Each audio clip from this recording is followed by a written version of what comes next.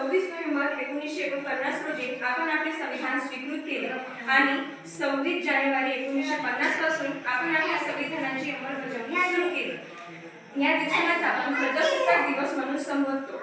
आता तुम्हा सर्वांना एक प्रश्न पडला असेल की हे प्रजासत्ताक काय आहे आणि त्याचा संविधानाशी काय संबंध?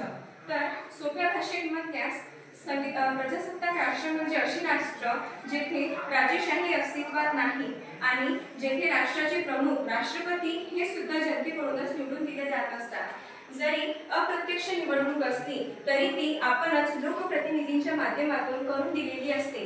यालाच आपण लोकशाही असे म्हणतो।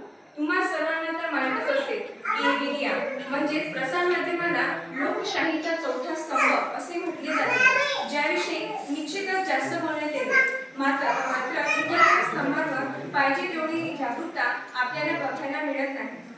आपल्या शासन व्यवस्थेचे 3 मूलभूत अंग आहेत, 1 कायदेमंडळ, 2 कार्यकारी मंडळ आणि 3 न्यायव्यवस्था।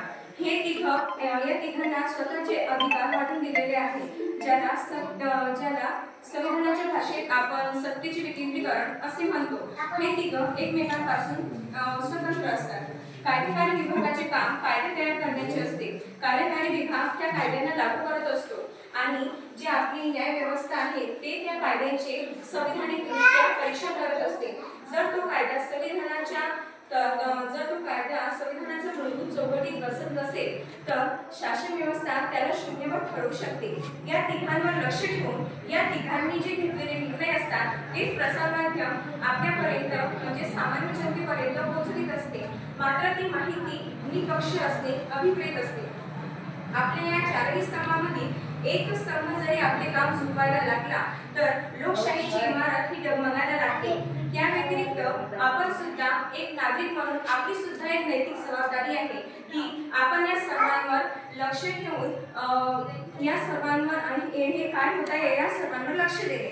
पण मला एक प्रश्न पडतो, आपण सर्वजण खरंच तेवढे लक्ष आहोत का?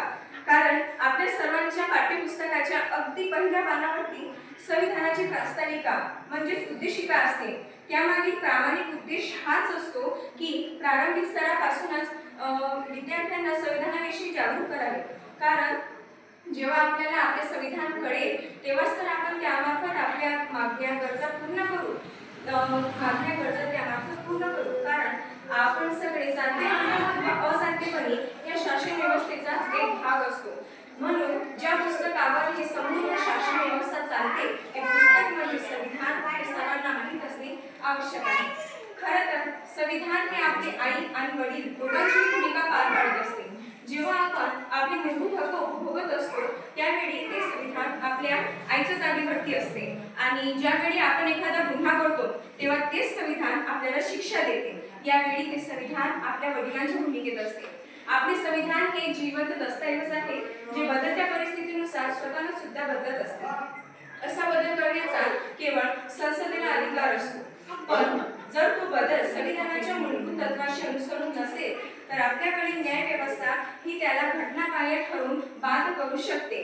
आपले प्रामुख्याने संविधानाचे 2 प्रकार असतात, 1 लवचिक आणि 2 ताठर। आपले संविधान हे लवचिकही नाही, लवचिक म्हणजे सहज बदलण्याजोगे आणि ताठरही नाही, ताठर म्हणजे ज्याला बदलणे फार किचकट आहे। तर आपले संविधान हे दोघांचेही मिश्रण आहे। जर आपले संविधान हे लवचिक असते तर ते सहजरित्या बदलले गेले असते, जे आपल्या लोकशाहीकरिता धोक्याचे ठरले असते आणि ताठर जर असते तरी सुद्धा बदलत्या काळानुसार आपल्या गरजा पूर्ण न करू शकण्यामुळे आपणच त्याला बरे वाईट ठरवून बसलो असतो। या संदर्भात मला डॉक्टर बाबासाहेब आंबेडकर यांनी संविधान सभेत केलेले त्यांचे शेवटचे भाषण आठवते। ते म्हणतात, माझ्या मते संविधान हे कितीही चांगले असो ते राबविण्याची जबाबदारी ज्यांच्याकडे आहे ते जर अप्रामाणिक असतील तर ते संविधान वाईट ठरल्याशिवाय राहणार नाही। तसेच संविधान कितीही वाईट असो ते राबविण्याची जबाबदारी ज्यांच्यावर आहे ते जर का प्रामाणिक असतील तर ते संविधान चांगले ठरल्याशिवाय राहणार नाही। धन्यवाद।